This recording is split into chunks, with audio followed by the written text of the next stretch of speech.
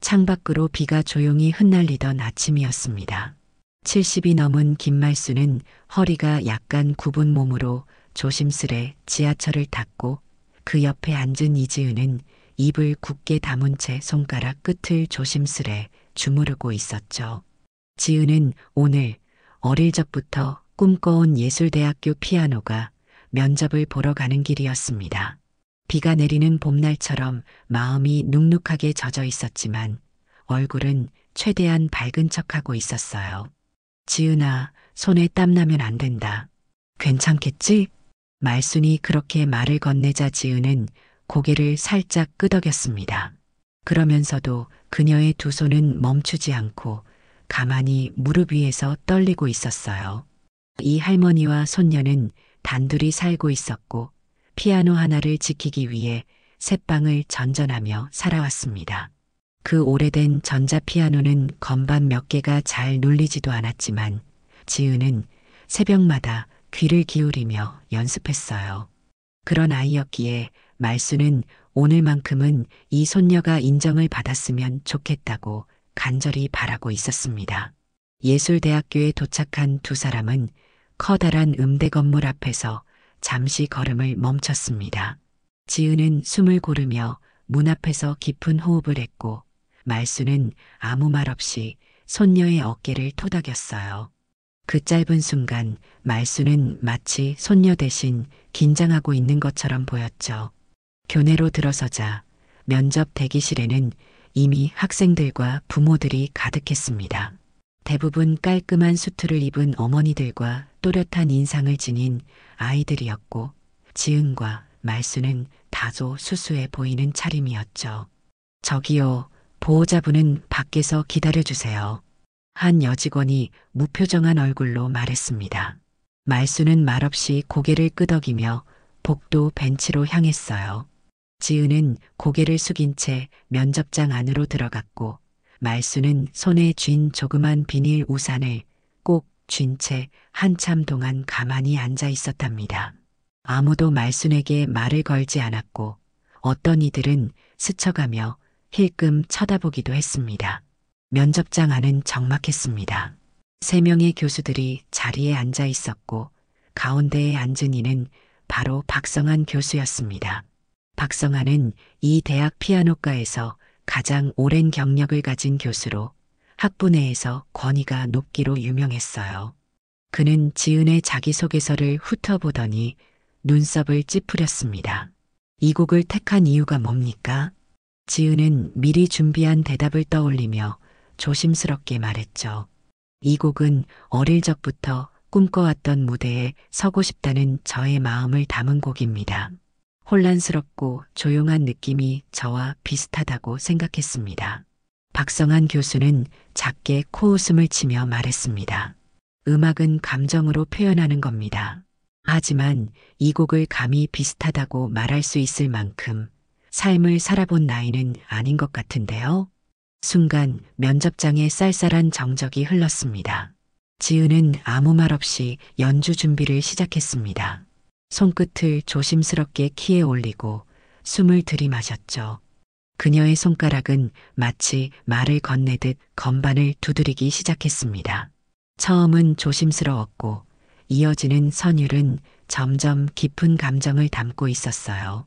면접을 준비하며 수백 번 연습했던 그 곡은 이 순간을 위해 존재했던 것처럼 흘러나왔습니다. 그러나 연주가 끝난 후 박 교수는 말없이 고개를 돌렸습니다. 그만 돌아가세요. 다음 학생. 그 말에 지은은 고개를 숙이고 자리에서 일어났고 밖에 앉아있던 말수는 벌떡 일어나 손녀를 맞이했습니다. 지은은 아무 말도 하지 않고 말순의 손을 꼭 잡았어요.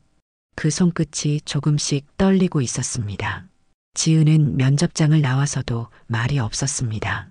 할머니 말순이 아무 말 없이 지은의 손을 잡아 끌며 캠퍼스를 벗어나고 있었지만 두 사람의 그림자는 유난히 길고 무거워 보였죠.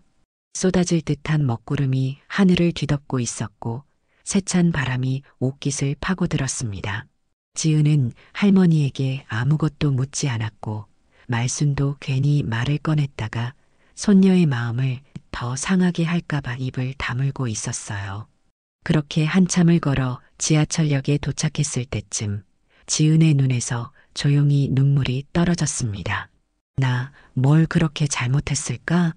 말수는 가던 걸음을 멈추고 천천히 돌아서며 손녀의 볼을 가만히 어루만졌습니다. 말은 없었지만 그 손길엔 모든 위로가 담겨 있었죠. 아무것도 잘못한 거 없지. 그 사람들이 잘못 본 거야. 넌 다 했어. 말수는 그렇게 말했지만 그 속에서 불편한 의심이 스멀스멀 피어오르기 시작했습니다. 지은의 실력을 모르는 게 아니었습니다. 그 손끝에서 나오는 감성과 집중력은 어린 나이에도 불구하고 남다른 깊이가 있었고 작년 콩쿠르에서도 심사위원들이 감탄했던 연주력이었죠.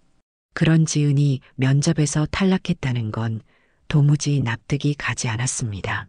며칠 후 합격자 발표 날, 지은은 누워있던 자리에서 조용히 휴대전화를 들여다보다가 한참을 멍하니 화면을 바라보았어요. 이서윤 합격했대. 그 이름을 말한 뒤 지은은 그제야 툭 하고 눈물을 흘렸습니다. 지은은 그날 면접 대기실에서 이서윤이 교수와 웃으며 얘기하던 모습을 기억하고 있었습니다. 면접장 안에서 들려왔던 익숙한 웃음소리, 면접이 끝난 후 서로 어깨를 툭 치며 나가던 장면도 떠올랐죠. 말수는 손녀의 옆에 조용히 앉아 있었습니다. 지은은 눈물을 훔치며 물었어요. 할머니, 나 정말 재능 없는 걸까? 그 말에 말수는 속에서 치밀어 오르는 분노를 간신히 눌러가며 고개를 저었습니다. 재능은 그 사람들이 정하는 게 아니야. 내 연주는 말이었고 울림이었고 사람의 마음을 움직였단다. 그건 누구도 함부로 평가할 수 없어. 지은은 더 말하지 않았지만 말수는 가만히 손녀의 손을 잡고 천천히 그 손끝을 문질렀습니다. 그 손가락 하나하나에 얼마나 많은 시간과 정성이 쌓였는지 누구보다 잘 알고 있었기 때문입니다. 그날 밤 말수는 조용히 방 안에 앉아 서랍을 열었습니다. 거기엔 오래된 서류 뭉치와 명함 몇 장이 있었습니다. 그중 하나 낡은 봉투엔 예술대학교 후원위원회 초청장이라는 글자가 또렷하게 적혀 있었죠. 말수는 그걸 조용히 손에 쥐고 가만히 중얼거렸습니다. 이대로 넘길 순 없지. 이 아이 인생을 그 교수 맘대로 정하게 둘 순 없어. 그녀의 눈빛은 고요하면서도 단단했습니다. 겉모습은 작고 초라할지 몰라도 손녀를 지키겠다는 그 의지만큼은 누구보다 강했어요. 다음 날 아침 말수는 낡은 양복을 꺼내 입었습니다. 언젠가 큰 자리에 불려갔을 때 한 번 입고 넣어두었던 옷이었죠. 그리고 서랍 속 초청장을 들고 조용히 집을 나섰습니다. 행선지는 예술대학교였습니다. 그곳에선 마침 학교 창학 70주년 기념식이 예정돼 있었죠. 말수는 천천히 한 걸음씩 걸어갔습니다. 그 발걸음은 오래도록 참아왔던 슬픔과 분노를 품고 있었고 누구보다 굳건했습니다. 학교 정문 앞에 도착한 김말수는 잠시 숨을 고르며 주변을 둘러보았습니다. 70주년을 기념하는 현수막이 대학 곳곳에 걸려 있었고 정문 앞에는 양복을 차려입은 사람들과 각종 행사 차량이 바쁘게 오가고 있었죠. 그 안에는 언론 관계자들도 섞여 있었고 마이크와 카메라를 든 취재진들이 곳곳에서 인터뷰를 준비하고 있었습니다. 말수는 그런 북적거림 속에서도 조용히 발걸음을 옮겼습니다. 작은 검정색 가방을 손에 들고 행사장 방향으로 향했죠. 건물 안 로비에는 행사장 입장 대기줄이 길게 늘어서 있었습니다. 그 옆에는 기념식 참석 명단이 적힌 안내판이 있었고 거기에는 아주 조그맣게 김말순 예술진흥재단 고문이라는 이름도 함께 적혀 있었어요. 하지만 행사 진행요원은 말순의 얼굴을 보고는 처음에 의심 어린 시선을 보냈습니다. 여기 참석자세요? 말순은 조용히 초청장을 꺼내 보였습니다. 그제야 요원은 깜짝 놀란 얼굴로 허리를 숙였고 재빨리 입장 도우미를 불러 말순을 행사장 안으로 안내했어요. 행사장은 이미 사람들로 북적거렸고 중앙 무대 앞 좌석에는 주요 인사들이 자리를 잡고 있었습니다. 행사 시작 전 박성한 교수는 검정 양복 차림으로 무대 뒤편에 서 있었습니다. 그는 교수들 사이에서도 영향력이 크고 오늘 학교 대표로 무대에 올라 인사말을 전할 예정이었죠. 그 옆엔 이번에 합격한 제자 이서윤도 자리를 함께하고 있었고요. 교수님, 저 오늘 꼭 실망시켜드리지 않게 연주할게요. 이서윤의 말에 박성환은 흐뭇한 미소를 지으며 고개를 끄덕였습니다. 내가 있으니 이번 행사 분위기도 살겠지. 기념식은 결국 누가 연주하느냐가 분위기를 결정하거든. 그 순간 행사 진행팀장이 다가와 박 교수의 귀에 무언가를 속삭였습니다. 박 교수의 얼굴이 잠깐 굳더니 고개를 돌렸죠. 지금 뭐라고 했나? 김말순 고문이 도착했다고? 진행팀장은 당황한 듯 다시 조심스레 말했습니다. 예. 김말순 고문님 행사장 입장하셨고 앞줄 좌석에 앉으셨습니다. 박 교수는 눈살을 살짝 찌푸렸습니다. 그 이름이 낯설지는 않았지만 최근엔 연락도 없었고 학교 후원 명단에도 조용히 이름만 올리는 정도였거든요. 하지만 어째서 하필 오늘 아무런 연락도 없이 나타난 걸까? 그는 잠시 무언가 계산하는 듯한 눈빛으로 생각에 잠겼습니다. 행사장은 정해진 시간에 맞춰 조명이 꺼지고 사회자의 목소리가 울려 퍼졌습니다. 지금부터 예술대학교 창학 70주년 기념식을 시작하겠습니다. 박수 소리와 함께 무대 조명이 켜졌고 이사장과 총장이 차례로 인사말을 전했습니다. 그리고 마지막 박성한 교수가 무대에 올라 행사 기념 연설을 맡았죠. 예술은 사람의 마음을 어루만지는 손끝에서 시작됩니다. 오늘 이 자리에서 우리는 그 손끝의 가능성을 다시 한번 확인하게 될 것입니다. 그의 목소리는 차분했고 말 하나하나에 자신감이 넘쳐 있었습니다. 하지만 무대 아래에 앉아있던 김말순은 조용히 입을 다문 채 그의 말투와 표정을 뚫어지게 바라보고 있었어요. 저 입으로 우리 애를 떨어뜨렸지. 내 말대로라면 내 손녀 손끝은 가능성도 아니었단 말이냐. 말순의 눈빛엔 단단한 각오가 담겨 있었고 작은 손가방을 가만히 쥐고 있는 손에도 힘이 들어가 있었어요. 무대 아래쪽에서는 이서윤이 연주 준비를 하고 있었고 박 교수는 연단에서 내려와 그 모습을 흐뭇하게 바라봤습니다. 그러나 그는 아직 모르고 있었습니다. 그가 떨어뜨렸던 아이가 누구였는지 그리고 그 아이가 누구의 손녀였는지 말입니다. 그 진실이 공개될 때 이 평화로운 기념식장은 한순간에 얼어붙게 되겠지요. 무대 위로 조명이 옮겨가며 이서윤이 피아노 앞에 앉았습니다. 객석의 조명이 어둡게 낮춰지고 모두의 시선이 무대로 집중됐습니다.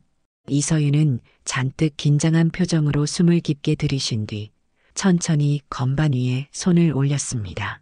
그녀의 손끝에서 흘러나온 음은 또렷하고 정확했습니다. 기계처럼 반듯한 박자에 따라 악보대로 흘러가는 멜로디는 어느 하나 틀림없이 깔끔했지만 어딘지 모르게 단조롭고 평면적이었죠. 지켜보던 김말순은 조용히 고개를 숙이고 눈을 감았습니다. 그러고는 아주 작게 한숨을 쉬었습니다. 저건 기술이구나. 울림이 아니고. 연주가 끝나자 객석에서 어색한 박수가 터졌습니다. 형식적인 박수였지만 이서윤은 만족한 듯 인사를 하고 무대에서 내려왔죠. 박 교수는 박수를 치며 자리에 앉아 있었고 사회자가 다시 무대 위로 올라왔습니다. 다음 순서는 본교 후원 고문이신 김말순 여사님의 축사입니다. 우리 학교를 위해 아낌없는 지원을 해주신 분으로 무대 위로 모시겠습니다. 객석에 있던 사람들이 고개를 갸웃거렸습니다. 이름이 낯설었던 것이죠. 그러나 앞줄에 앉아있던 작은 체구의 노인이 천천히 일어서자 객석은 조용해졌습니다. 김말순이 무대 위로 오르기 시작하자 박 교수의 얼굴이 굳기 시작했습니다. 마치 어디선가 본 듯한 느낌에 이마를 찌푸리던 그는 말순이 마이크 앞에 선 순간 눈을 크게 떴습니다. 설마 그때 면접장 앞에 앉아있던 그 촌스러운 노인? 아니겠지 아니야. 하지만 그의 예상은 정확했습니다. 김말순은 단상 위에 서서 조용히 마이크를 잡았습니다. 작은 목소리였지만 그 울림은 깊었습니다. 저는 김말순입니다. 오래전부터 이 학교를 후원해왔고 오늘 같은 자리에 다시 오게 되어 참 많은 생각이 들었습니다. 사람들은 조용히 귀를 기울였습니다. 말순의 말투는 느릿하고 단정했으며 어디 하나 흐트러짐 없이 정돈되어 있었죠. 제가 이 자리에 서기로 마음먹은 건 단순한 감사 인사 때문만은 아닙니다. 며칠 전 제 손녀가 이 학교에 피아노 전공 면접을 보러 왔습니다. 객석이 술렁이기 시작했습니다. 박 교수의 표정은 굳은 채 손가락이 의자 팔걸이를 꼭 쥐고 있었어요. 그 아이는 그날 면접에서 모욕을 당했습니다. 연주는 아무도 들어주지 않았고 손끝에 담긴 마음은 연습 부족이라며 깎여졌습니다. 그 아이를 평가한 교수님, 바로 이 자리에 앉아 계시지요. 사람들은 놀라움을 감추지 못했습니다. 사회자는 당황해하며 눈치를 살폈지만 말수는 멈추지 않았습니다. 저는 제 손녀가 불합격한 게 억울해서 이 자리에 선 것이 아닙니다. 실력보다 줄을 따지고 감정보다 관계를 보는 예술 교육의 현실을 묻고 싶었습니다. 누군가 조용히 맞아하고 속삭였고 객석의 분위기는 미묘하게 변하기 시작했어요. 예술은 경쟁이 아니라 공감입니다. 그리고 진짜 실력은 사람의 마음을 울릴 수 있는 감정에서 나오는 법입니다. 그걸 외면한 자들이 감히 예술을 말할 자격이 있을까요? 단단히 고여있던 말들이 흘러나오는 순간 박 교수는 자리를 뜨지도 못한 채 굳어 있었습니다. 그의 이마엔 땀이 맺혔고 옆자리에 앉은 동료 교수들도 뻣뻣하게 고개를 숙이고 있었죠. 김말수는 마지막으로 조용히 고개를 숙이며 말했습니다.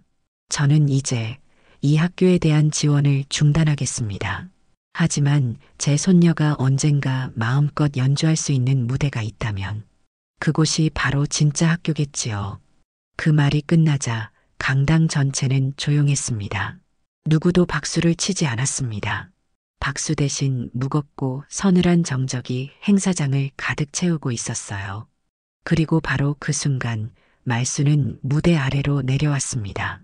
하지만 그녀의 발걸음은 흔들림 없이 곱고 단단했습니다. 그 발걸음 하나하나가 무언의 외침처럼 들렸죠. 기념식이 끝난 직후 행사장 복도는 조용한 긴장감에 휩싸였습니다. 축하 꽃다발을 들고 웃으며 사진을 찍던 이들은 사라지고 이사장과 교수진은 따로 마련된 회의실로 빠르게 들어가 무언가를 논의하고 있었죠. 박성한 교수는 회의실 의자에 앉아 있었지만 한쪽 다리를 떨며 말을 아끼고 있었습니다. 총장은 회의실 문을 닫으며 무거운 얼굴로 말했습니다. 박 교수님, 이게 무슨 일입니까?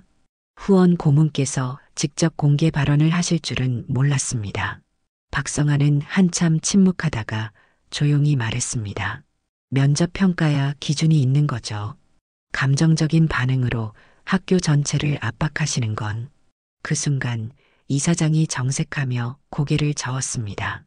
그 아이가 누구인지는 알고 있었습니까? 그럴 리가요. 저는 그냥 원서에 적힌 대로 판단했을 뿐입니다. 하지만 그의 말투는 점점 말라붙어 있었고 손끝이 책상 가장자리를 집요하게 누르고 있었습니다.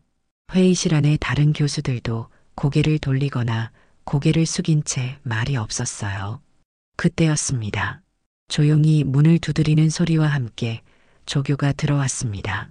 그의 손엔 몇 장의 서류와 종이들이 들려 있었고 얼굴은 창백했습니다. 저 실은 이거 면접 당시 내부 기록입니다. 조교는 조심스럽게 말을 잇고 총장은 그 종이를 받아들여 훑어보았습니다. 그중 한 장 지은의 평가표에 적힌 내용들이 눈에 띄었죠. 기술은 탁월하나 감정 부족, 연습량 부족, 예민함 결여됨, 실력보다 자기 서사 강조, 정서적 일관성 없음. 총장은 고개를 끄덕이던 중 조교가 조용히 말했습니다. 실은 다른 교수님 평가엔 전부 최고점을 받았습니다. 그런데 박 교수님 혼자만 저렇게 낮은 점수를. 회의실 안 공기가 단숨에 싸늘해졌습니다. 총장은 말없이 박성환을 바라보았고 이사장은 아예 자리를 박차고 일어났습니다. 학교가 무너지는 건 한순간입니다. 지금은 고문 한 분이지만 언론이 붙으면 이건 감당 안 됩니다. 그 말과 동시에 밖에서 기자들의 플래시가 터지기 시작했어요. 이미 복도 밖에는 김말순의 발언에 대해 기사를 쓰고 있는 취재진이 대기 중이었고 학교 홍보팀은 당혹스러운 얼굴로 움직이고 있었죠. 그날 오후 학교 측은 급히 입장문을 내고 해명에 들어갔습니다. 면접 평가 기준에 오류는 없었으며 단지 오해의 소지가 있었다는 식의 설명이었지만 이미 늦은 상황이었어요. 한편 김말순은 행사장을 조용히 빠져나온 뒤 바로 지은에게 연락을 했습니다. 지은아, 내일 시간 되면 잠깐만 학교에 다시 올래?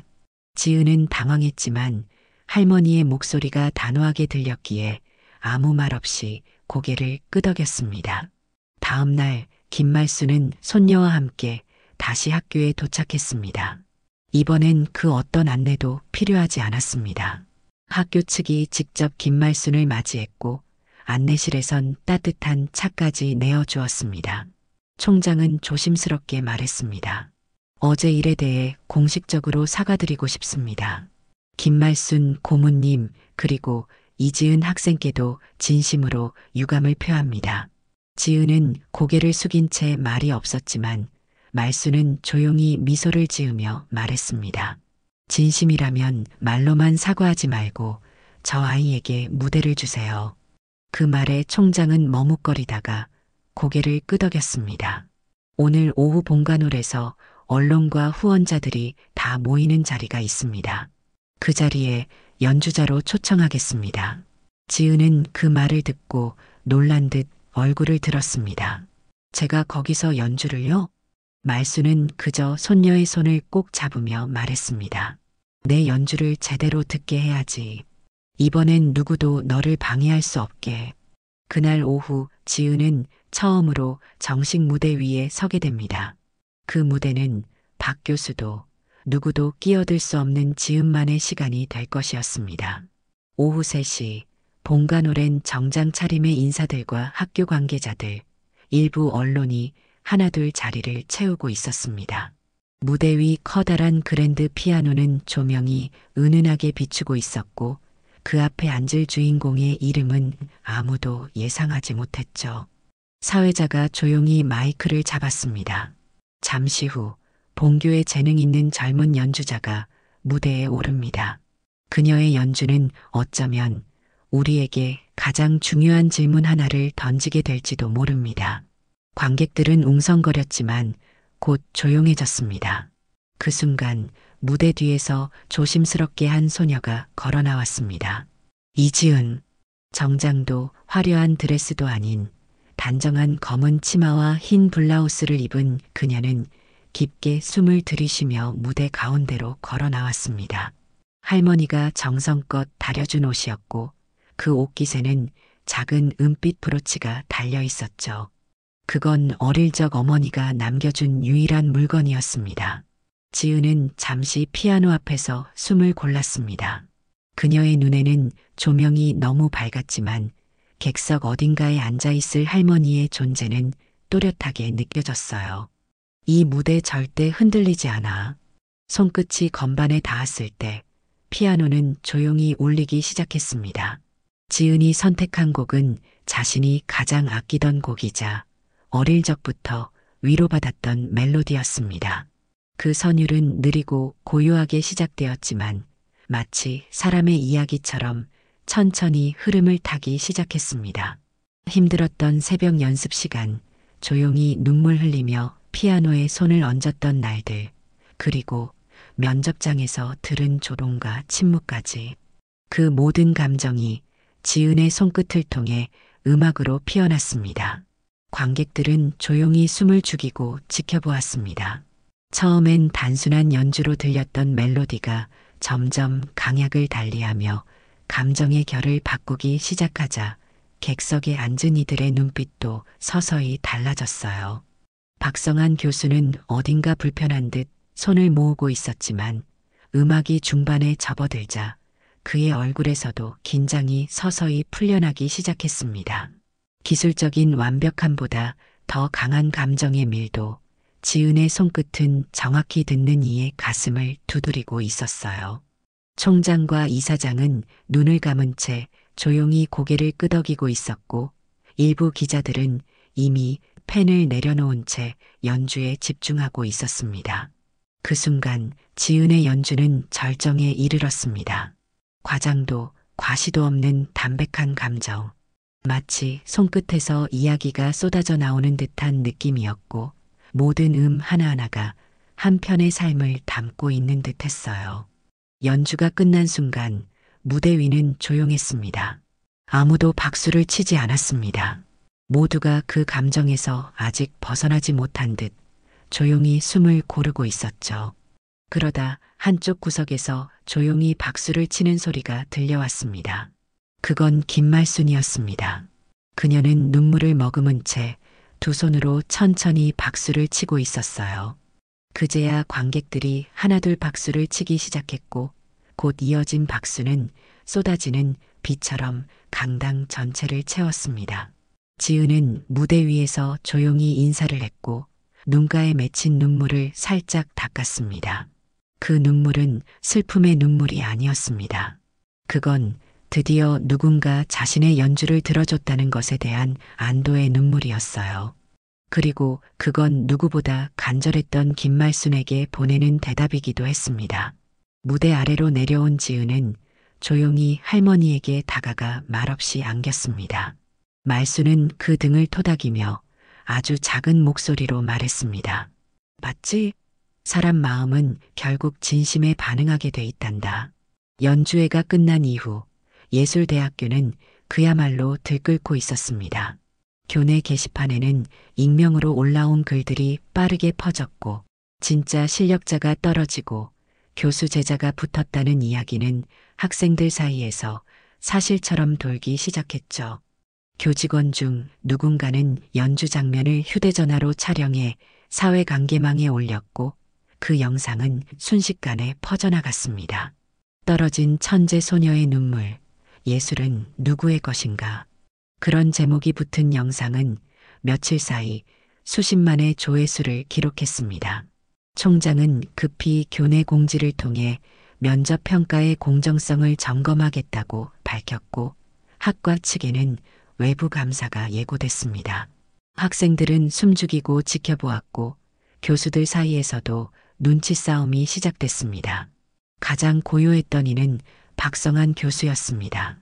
그는 자신이 그동안 지켜온 방식이 흔들리기 시작하는 걸 느꼈고 무엇보다 그날 지은의 연주가 가슴 한가운데를 조용히 울렸다는 사실을 부정할 수 없었습니다.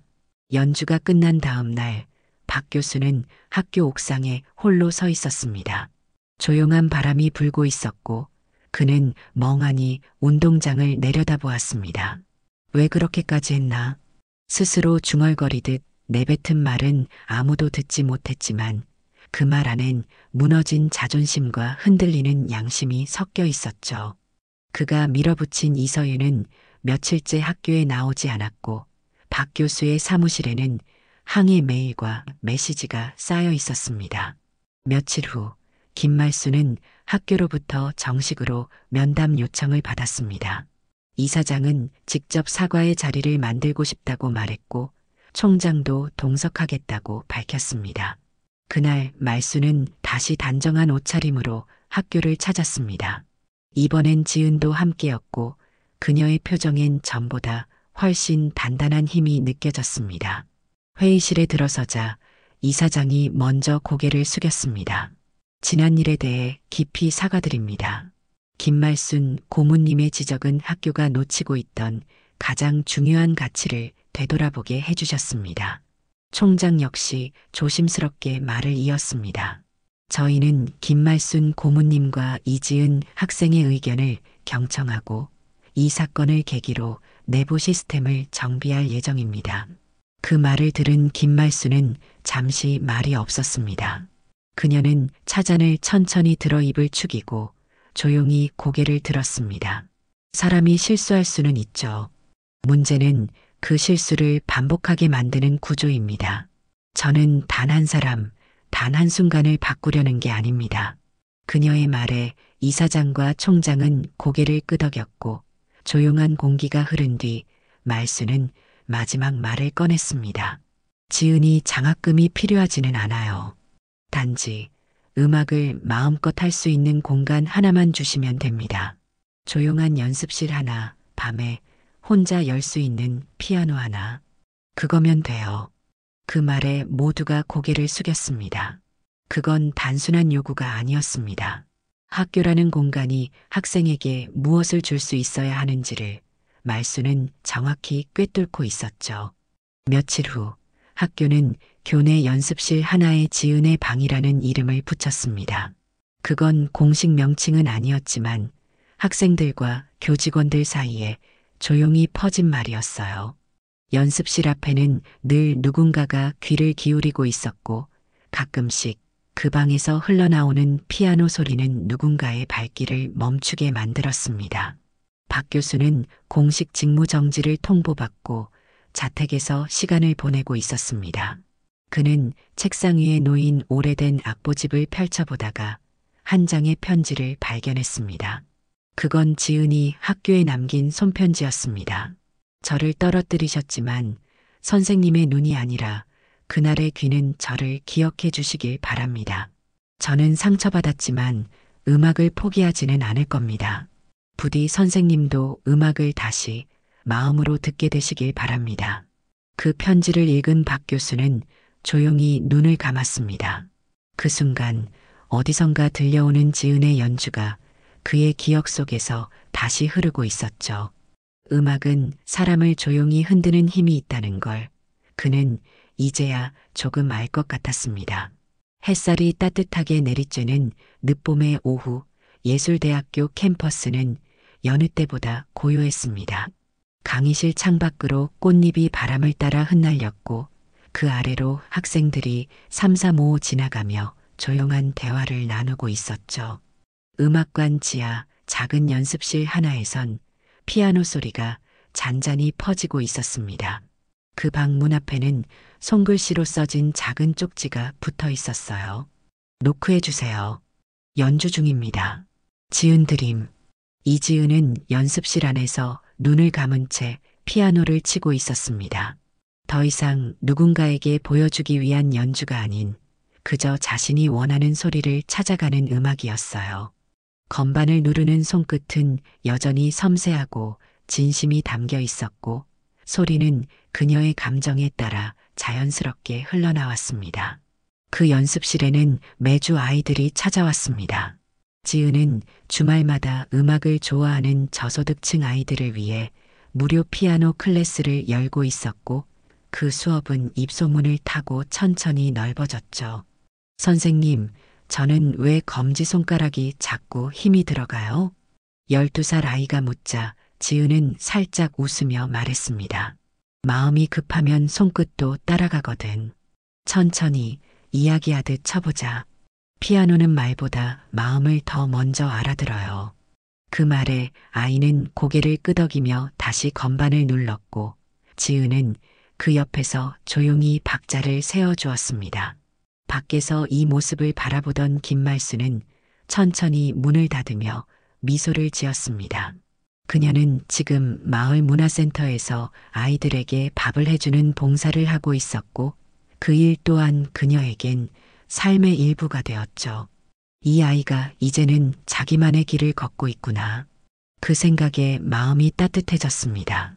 한 달 후 예술대학교는 조용한 발표회를 열었습니다. 이름 없는 연주자들이 하나둘 무대에 올라 자신의 곡을 소개하는 자리였고 그중 지은도 포함되어 있었어요. 하지만 발표회 포스터에는 누구의 이름도 적히지 않았습니다. 단지 이렇게 쓰여 있었죠. 당신의 이야기를 음악으로 들려주세요.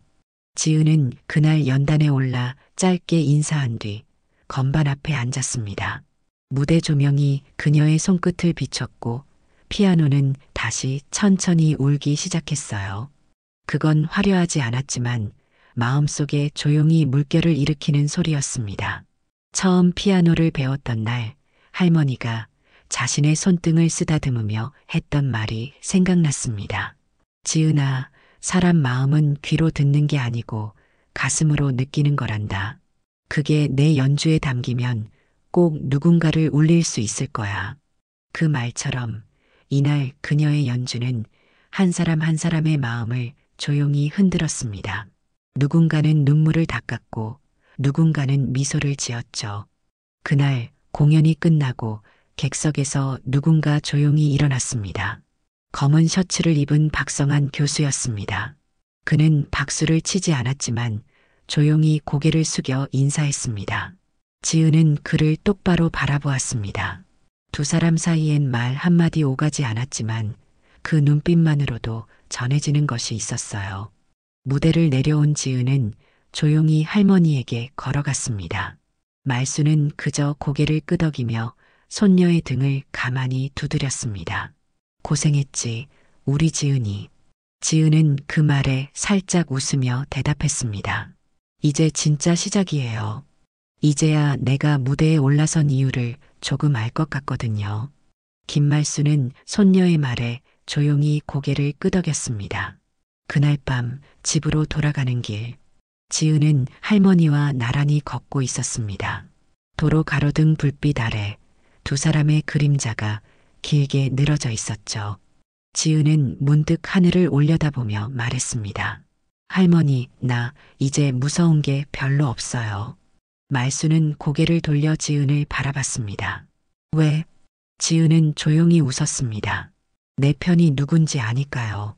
그리고 내 소리를 들어주는 사람이 있다는 게 얼마나 큰 힘인지 알게 됐거든요. 말수는 아무 말 없이 손녀의 손을 꼭 잡았습니다. 두 사람은 그렇게 조용히 그 밤을 걸었습니다. 그리고 그들의 걸음은 마치 누군가의 마음을 울리는 음악처럼 잔잔하고 단단하게 계속해서 앞으로 나아가고 있었습니다.